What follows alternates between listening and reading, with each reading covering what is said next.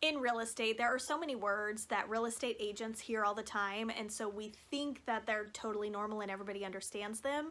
But to the normal public who don't have to deal with this every single day, you may not understand the difference. Some of those things don't matter, but one that really matters is the difference between a pre-approval and a prequal.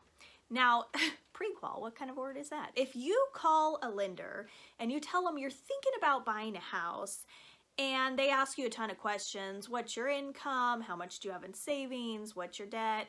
And you answer those questions on the phone, and they take you at your word for it, and they say, sure, let's do this.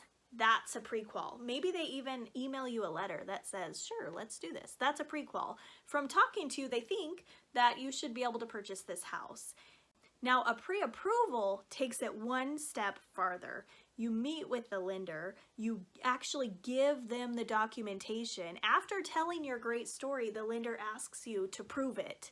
And so you provide them with bank stubs or pay stubs or W-2s or whatever they ask you to provide them to prove that, yes, you really are in the position that you say you're in financially. And then the lender reviews it all. And after reviewing the actual information, the lender tells you exactly the amount that you are approved for a loan for. And at that point, the lender will write a written pre-approval letter.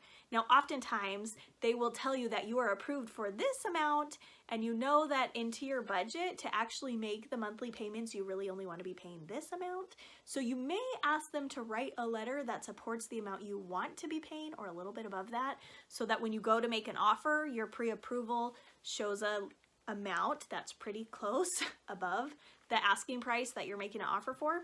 But anyway, we could deal with all that later. The difference I wanted to let you know about today is the difference between a prequal and a pre-approval.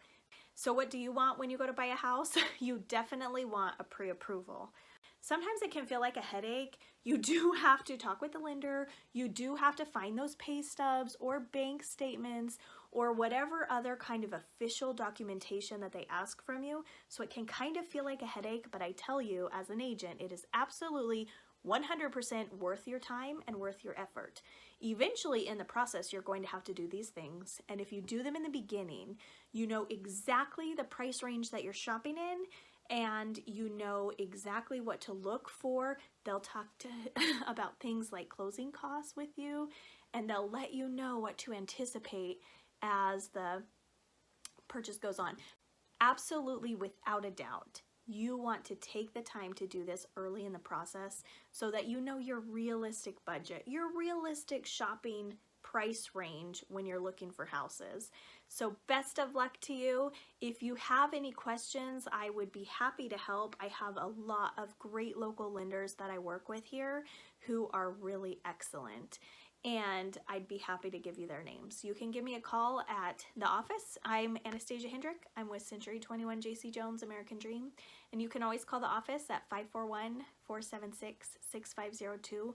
Or if you know you want to work with me, you can just call me on my cell, 541-226-6448, and I'll be happy to help you.